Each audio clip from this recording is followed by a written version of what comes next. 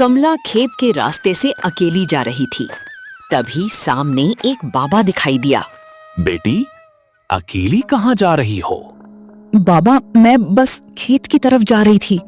तुम्हारे घर के पीछे जो 2 बीघा बंजर जमीन है, क्या उसके बारे में जानती हो? उस बंजर जमीन के बारे में? वो जमीन जितनी बंजर ऊपर से दिखाई देती है, उतनी है नहीं। आप क्या कहना चाहते हैं? बहुत साल पहले तुम्हारे ससुर ने उस जमीन के नीचे कुछ ऐसी चीज छिपाई थी जिसकी कीमत आज बहुत ज्यादा है। क्या चीज? ये मैं नहीं बता सकता। तो फिर मुझे कैसे पता चलेगा? उसका रास्ता एक पुराने राज से जुड़ा है और उस राज की चाबी सिर्फ तुम्हारे देवर मोहन और उसकी पत्नी सीमा के पास है। मोहन और सीमा? हाँ, दोनों को अलग किए बिना वो राज तुम्हारे हाथ नहीं आएगा। लेकिन उन्हें अलग करूं कैसे? 2 भाइयों को अलग करना तुम्हारे लिए कौन सी बड़ी बात है? और जब तक वो अलग होकर उस बंजर जमीन पर काम नहीं करेंगे, वो कीमती चीज हाथ नहीं लगेगी।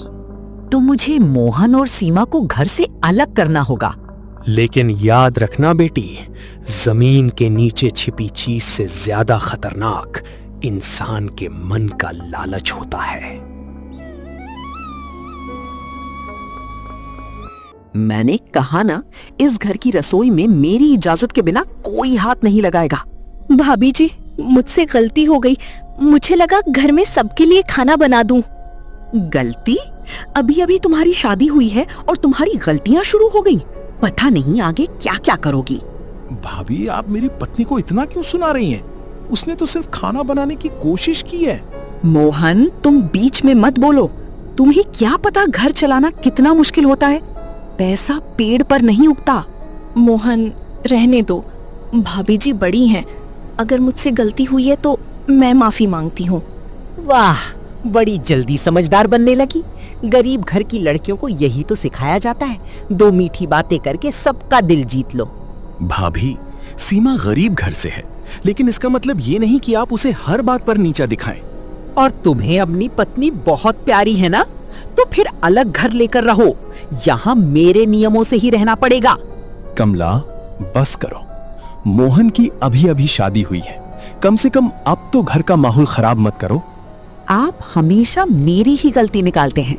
कल को घर का राशन खत्म होगा, तब यही नई बहू आपकी तरफ देखकर कहेगी कि मुझे क्या पता। भैया जी, भाभी जी सही कह रही हैं। मैं गरीब घर से आई हूँ, लेकिन मैं किसी पर बोझ नहीं बनना चाहती। मैं जितना हो सकेगा घर के काम में हाथ बटाऊंगी।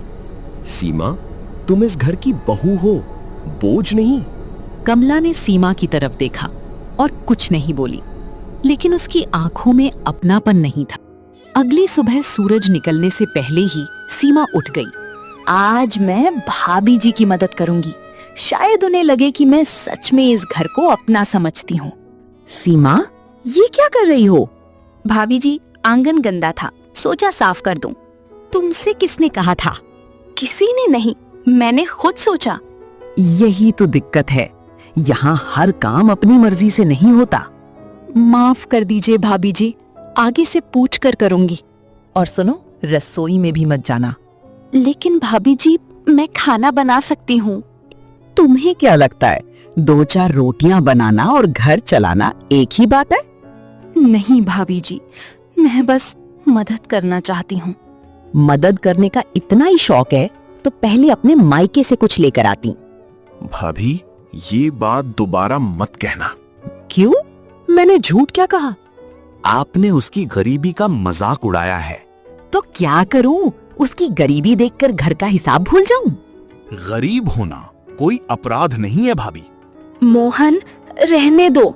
मेरी वजह से घर में झगड़ा मत करो। सीमा, तुम्हारी वजह से नहीं हो रहा। गलत बात का विरोध करना झगड़ा नहीं होता। देखती हूँ कितने दिन इस घर में इतनी इज्जत से रहती है।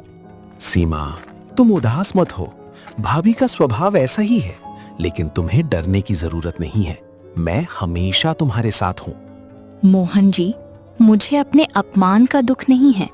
मुझे तो इस बात का डर है कि मेरी वजह से आपकी और भैया भाभी के बीच दरार ना पड़ जाए। मैं नहीं चाहती कि मेरे कारण ये परिवार टूटे। जो सच है वो सच रहेगा सीमा। तुम इस घर की इज्जत हो, कोई बोझ नहीं। कमला, तुम्हें नहीं लगता कि सुबह तुम्हारा रवैया सीमा के प्रति बहुत सख्त था? वो अभी नई नई आई है, उसे धीरे धीरे इस घर में ढलने दो। आपको तो हमेशा मैं ही गलत लगती हूँ। मैं रात दिन इस घर के राशन और हिसाब की चिंता करूं और बदले में मुझे ताने मिले। अगर आपको लगता है कि नई बहू ही ये घर चला सकती है तो आज से मैं घर की चाबियां उसे सौंप देती हूँ। चाबियां सौंपने की बात कौन कर रहा है? मैं बस इतना कह रहा हूं कि घर में शांति बनी रहनी चाहिए। शांति तो अब कभी नहीं होगी। कल जब गांव के सरपंच और बड़े बुजुर्ग घर आएंगे तब पता चलेगा कि इस घर की असली मालिक कौन है। अगली सुबह गांव के 2 बुजुर्ग और सरपंच जी अंदर दाखिल होते हैं। नमस्ते सरपंच जी। रघुवीर, हमें कमला बहू ने संदेश भेजा था। उसने कहा कि घर में कुछ बड़ा फैसला होना है। फैसला? कैसा फैसला?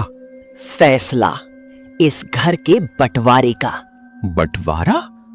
कमला, तुम होश में तो हो? हमारे खानदान में आज तक कभी भाई भाई के बीच दीवार नहीं खींची। रघुवीर जी, जब घर में बराबरी का मान ही ना रहे तो अलग होना ही बेहतर है। ये नया नया आया जोड़ा इस घर के तौर तरीके नहीं समझ सकता। और वैसे भी आपके पिताजी की भी यही इच्छा थी। पिताजी की इच्छा? कमला बहू, तुम क्या कहना चाहती हो? साफ साफ बताओ।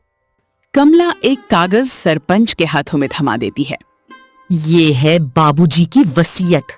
इसमें साफ लिखा है कि बड़े बेटे और बहू को घर का मुख्य हिस्सा और जमीन का 3/4 भाग मिलेगा, क्योंकि उन्होंने ही इस घर की देखभाल की है। मोहन को बस पीछे वाला पुराना हिस्सा और 2 बीघा बंजर जमीन मिलेगी। भाभी, मुझे जमीन या मकान का मोह नहीं है, लेकिन बाबूजी कभी 2 बेटों में ऐसा भेदभाव नहीं कर सकते थे। ये कागज? क्या कहना चाहते हो? ये कागज झूठा है? सरपंच जी, आप खुद देख लीजिए, इस पर बाबूजी के दस्तखत और अंगूठे का निशान है या नहीं। कागज तो असली लगता है रघुवीर, लेकिन बाबूजी ने ऐसा फैसला क्यों लिया, ये समझ से परे है। सरपंच जी, अगर बाबूजी की यही मर्जी थी तो हमें ये फैसला मंजूर है। हम आज ही पीछे वाले कमरे में शिफ्ट हो जाएंगे और बंजर जमीन पर ही मेहनत करेंगे। हमें किसी का हक नहीं चाहिए। बेवकूफ लड़की, उस पुराने कमरे और बंजर जमीन का राज तो तुझे तब पता चलेगा जब वहाँ एक रात भी गुजारना भारी पड़ेगा। गांव के बड़े बुजुर्ग भारी मन से चले गए। घर के बीचों बीच एक अदृश्य दीवार खिंच चुकी थी। गांव के सरपंच और पंचों के जाने के बाद घर में एक अजीब और भारी सन्नाटा छा गया। कमला की आंखों में जीत का घमंड तैर रहा था। चलो अच्छा हुआ, कचरा अपने आप रास्ते से हट गया। अब जाके इस घर को शांति मिलेगी। कमला, तुम जिसे अपनी जीत समझ रही हो वो इस परिवार की हार है। याद रखना, छल कपट से पाई हुई चीज कभी फलती नहीं है। सीमा, मुझे माफ कर दो। मैं तुम्हें एक अच्छा घर और खुशियां देने का वादा करके लाया था, लेकिन तुम्हें इस बदहाल कमरे में ला खड़ा किया। ऐसा मत कहिए। घर दीवारों से नहीं, अपनों के साथ से बनता है। अगर आप मेरे साथ हैं तो मेरे लिए ये पुराना कमरा भी किसी महल से कम नहीं है। सीमा, तुम सच में इस जगह को लेकर परेशान नहीं हो? परेशान क्यों हो? आपने मेरा हाथ पकड़ा है, मेरे लिए इतना ही काफी है। लेकिन मैं तुम्हें इससे बेहतर जिंदगी देना चाहता था। बेहतर जिंदगी बड़ी हवेली से नहीं मिलती मोहन जी। 2 लोग एक दूसरे का साथ निभाएं, वही सबसे बड़ी दौलत है। क्या हुआ देवर जी, महल पसंद आया या अभी से शिकायत शुरू कर दी? भाभी, हमें कोई शिकायत नहीं है। अच्छा है, क्योंकि अब यही तुम्हारा नसीब है। घर के अंदर आने की जरूरत नहीं है और जल्दी से उस बंजर जमीन में काम करना शुरू कर दो।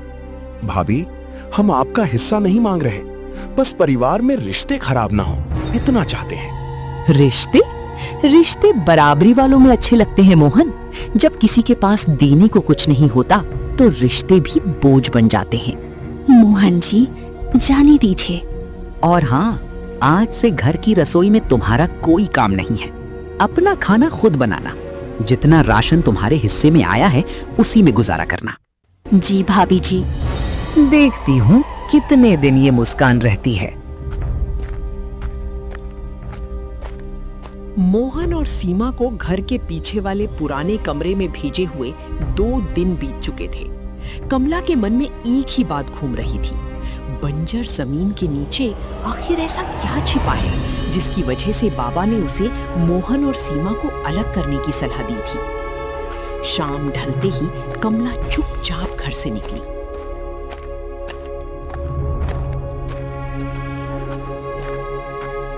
बाबा, मैंने आपकी बात मानकर मोहन और सीमा को अलग कर दिया। अब बताइए उस बंजर जमीन के नीचे आखिर क्या छिपा है?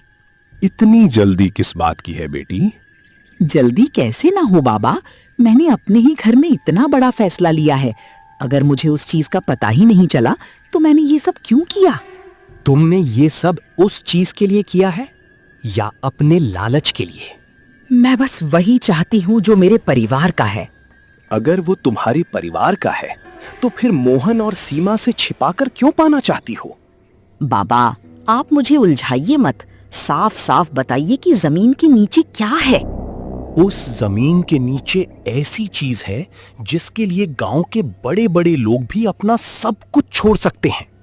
तो वो सोना है, चांदी है या कोई पुराना खजाना? मैंने खजाना नहीं कहा। लेकिन उसकी कीमत बहुत ज्यादा है ना?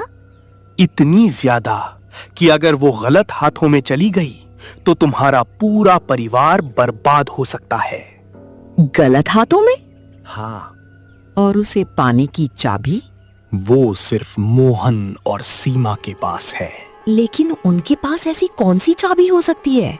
चाबी हमेशा लोहे की नहीं होती बेटी। बाबा, आपने ही मुझे कहा था कि दोनों को अलग करो। मैंने वही किया। अब आप मुझे पूरी बात बताइए।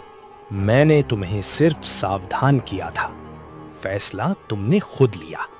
लेकिन अगर वो चीज मुझे नहीं मिली तो समझ लेना कि तुम्हारे हाथ से बहुत कुछ पहले ही निकल चुका है। मैं उस जमीन को छोड़ने वाली नहीं हूँ। याद रखना कमला, जिस चीज को पाने के लिए तुम अपने परिवार को तोड़ रही हो सकता है आखिर में वो चीज तुम्हारे हाथ आए ही नहीं। मुझे नसीहत नहीं चाहिए बाबा, मुझे बस उस चीज तक पहुंचने का रास्ता चाहिए। ये मैं नहीं बता सकता। बाबा, मैंने आपकी बात मानकर दोनों को अलग कर दिया, झूठी वसीयत दिखाकर उन्हें घर से बाहर कर दिया। अब आप मुझे आधी अधूरी बातें बताकर क्यों रोक रहे हैं? मैंने तुम्हें किसी को अलग करने के लिए नहीं कहा था। आपने कहा था कि दोनों को अलग किए बिना राज मेरे हाथ नहीं आएगा। मैंने कहा था कि राज उनके बीच छिपा है। फैसला तुमने खुद लिया। तो क्या करती मैं अगर वो चीज मेरे हाथ से निकल जाती तो? तुम्हें किसने कहा कि वो चीज तुम्हारे हाथ में आनी चाहिए? मुझे उपदेश मत दीजिए बाबा, मुझे बस वो चीज चाहिए। कमला, लालच इंसान को पहले दूसरों से नहीं खुद से झूठ बोलना सिखाता है। ठीक है, अभी जाओ, मेरी साधना का वक्त हो गया है।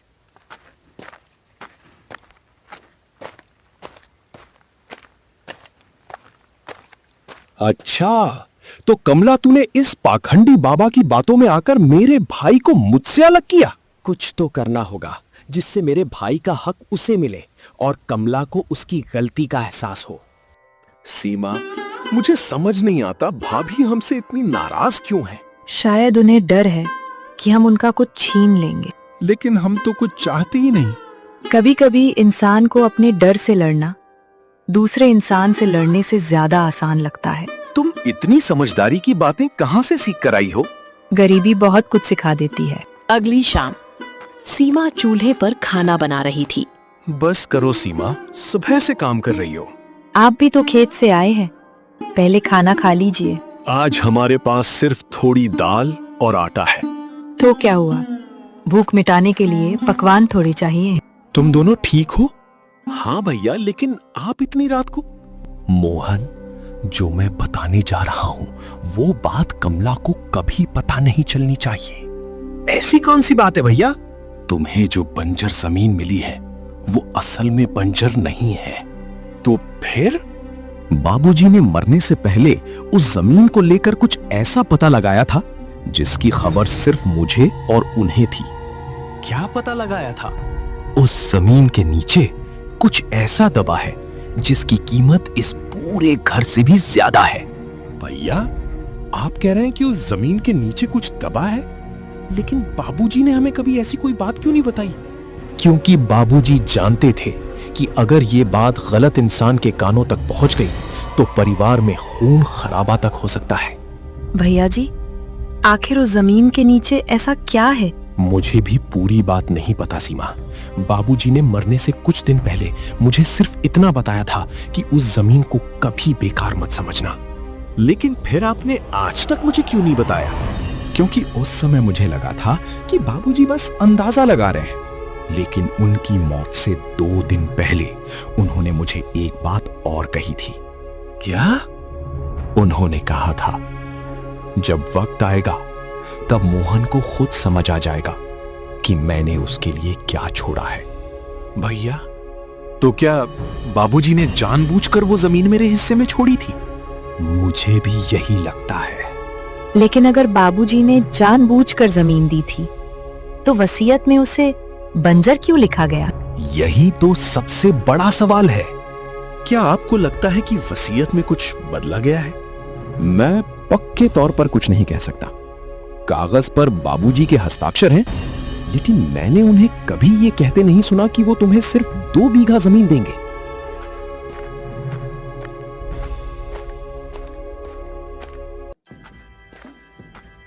इतनी रात को कहाँ गए थे? मोहन के पास गया था कि उनका खाना हुआ या नहीं। अच्छा, इतनी चिंता कब से होने लगी उनकी? वो मेरा भाई है कमला। भाई है तभी तो कह रही हूँ, कहीं वो तुम्हारे भोलेपन का फायदा ना उठा ले। वैसे मोहन और सीमा क्या बातें कर रहे थे? तुम्हें क्यों जानना है? अपने ही घर की बात पूछ रही हूँ। इसमें भी अब मुझे शक की नजर से देखा जाएगा? मोहन, बाबूजी ने जो कहा था उसका मतलब शायद हम गलत समझ रहे थे। उन्होंने कभी ये नहीं कहा था कि जमीन के नीचे सोना या पैसा दबा है। तो फिर उन्होंने ऐसा क्यों कहा कि इस जमीन की कीमत पूरे घर से ज्यादा है? क्योंकि बाबूजी जानते थे कि असली कीमत जमीन की नहीं, उस रिश्ते की है जिसे वो जमीन तुम्हें देने वाले थे। मतलब ये कि बाबूजी चाहते थे कि तुम दोनों मेहनत करके उस जमीन को उपजाऊ बनाओ और अपनी जिंदगी अपने दम पर खड़ी करो। उन्होंने उसे बंजर इसलिए कहा था क्योंकि उस जमीन पर कुछ उगता नहीं था, लेकिन उन्हें भरोसा था कि मेहनत करने वाला इंसान बंजर जमीन को भी हरा कर सकता है। तो जमीन के नीचे कुछ भी नहीं है? कुछ भी नहीं। तो मैंने इतने दिनों तक क्या किया?